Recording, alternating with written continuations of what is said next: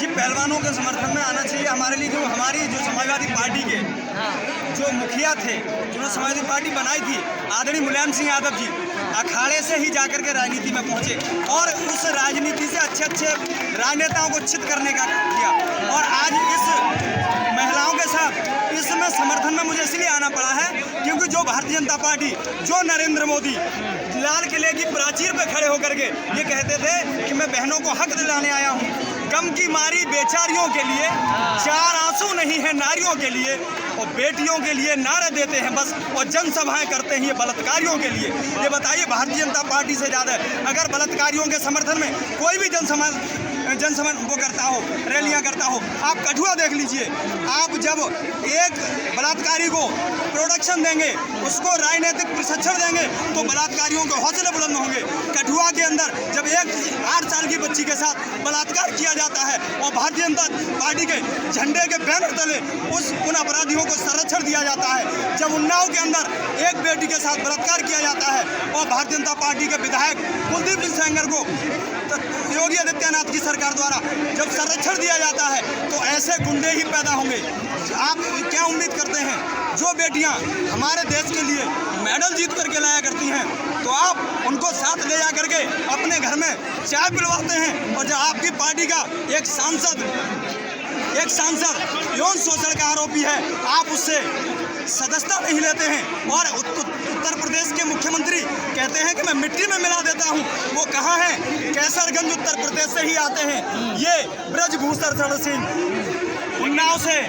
लेकिन आप समाजवादी से हैं और ब्रजभूषण सिंह कह रहे हैं मुझे अखिलेश अच्छी तरीके से जानते हैं मैं कैसा आदमी हूँ। जब अपराधी फंसता है ना तो वो बस यही बातें बताता है।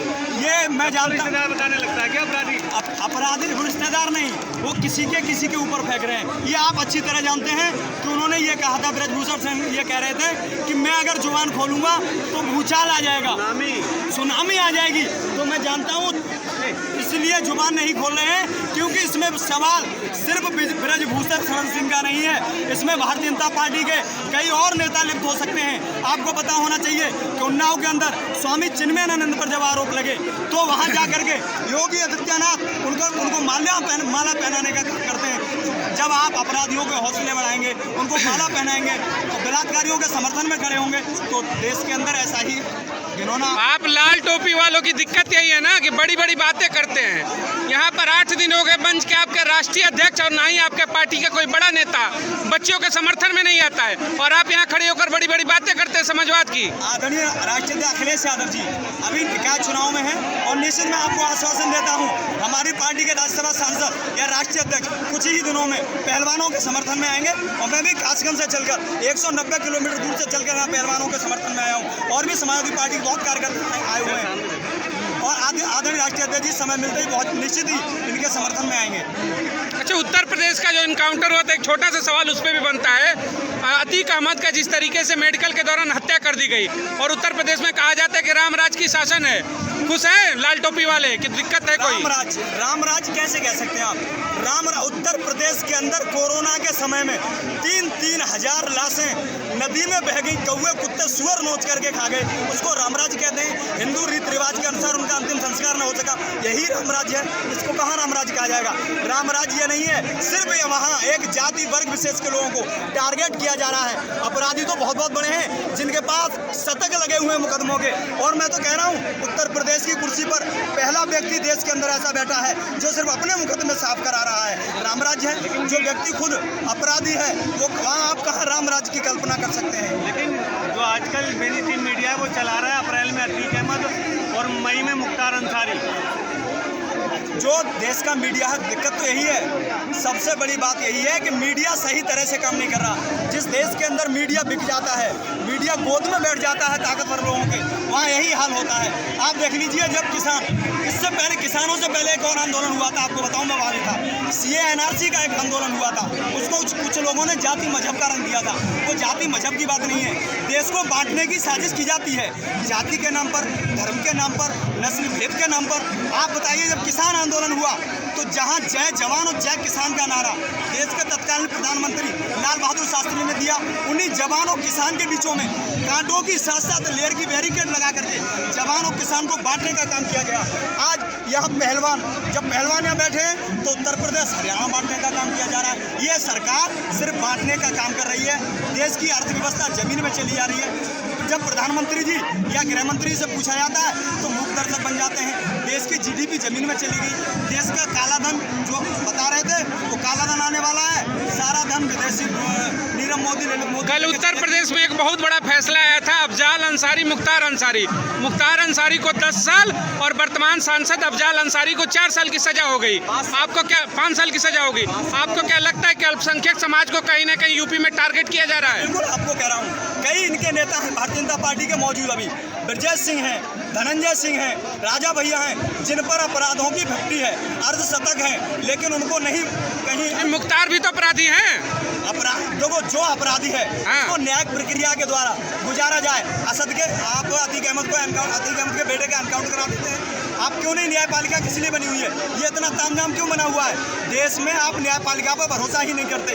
लोकतंत्र को खत्म करने पर तुली हुई है भारतीय जनता पार्टी, लेकिन इनके बस की बात नहीं है। इस तरह से लोकतंत्र खत्म नहीं होगा। इनसे पहले एक और ताकत आई थी यहाँ, ईस्ट इंडिया नाम जो कंपनी आई थी, उन्होंने देश में आकर के शासन किया, लेकिन जब हिंदुस्तान का नौजवान और किसान जगा तो उसको हिंदुस्तान से खदेड़ कर दम लिया।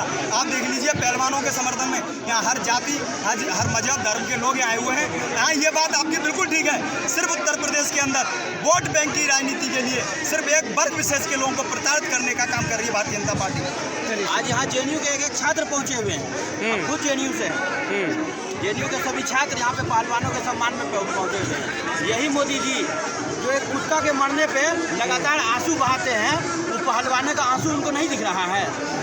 में उड़ रहे जहरीले जुगनू क्यों नहीं दिखते? किसी भी हादसे के दोनों पहलू क्यों नहीं दिखते? जो एक कुत्ते की मौत पर संसद में आंसू बहाता है, उसे पहलवानों के आंखों के आंसू। प्रधानमंत्री जिस दौड़ में आपको जवानों की, नौजवानों की, किसानों की, पहलवानों की, महिलाओं के सम्मान की बात करनी चाहिए थी, जिस दौर में आपको वतन की बात करनी चाहिए थी, उस दौर में आप मन की बात कर रहे हैं। लहू की बात, मन की बात करिएगा।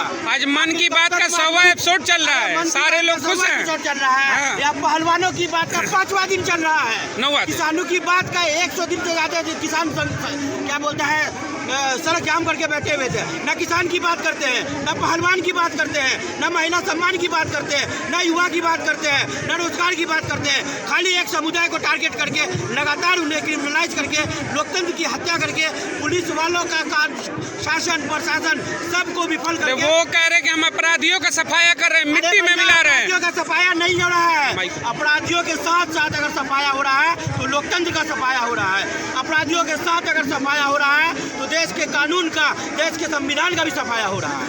अतीक अहमद का जो हत्या किया गया उसको आप कैसे देखते हैं? अतीक अहमद की जो हत्या की गई है, हत्या गलत तरीके से की गई है। आप समझिए कि पुलिस की कस्टडी में, पुलिस की मौजूदगी में अगर अतीक अहमद सेफ नहीं है तो आम जनता उत्तर प्रदेश की कैसे सेफ रह सकती है? राम राज है, सब खुश है उत्तर प्रदेश में। कहा चीज का राम राज है भैया, कहा चीज का राम राज है? कौन खुश है उत्तर प्रदेश में? जवान खुश है। यहाँ जितने भी किसान बैठे हैं वो उत्तर प्रदेश से है, पहलवान कुछ उत्तर प्रदेश से है। ये ब्रिज भूषण सिंह खुश है क्योंकि ये उत्तर प्रदेश से है और इस पर जो भी आरोप लगा है उत्तर प्रदेश शासन की वजह से और दिल्ली में बैठे मोदी सरकार की वजह से इस पर कार्रवाई नहीं हुई। 2 FIR हुआ है, इस पर क्या कहना चाहते हैं? 2 FIR हुआ तो सुप्रीम कोर्ट का प्रेशर पड़ गया तो 2 FIR हो गया, नहीं तो जिस तानाशाह के तरह वो बैठे हुए थे वो तो बोल रहे कि मेरा कुछ नहीं कर सकता।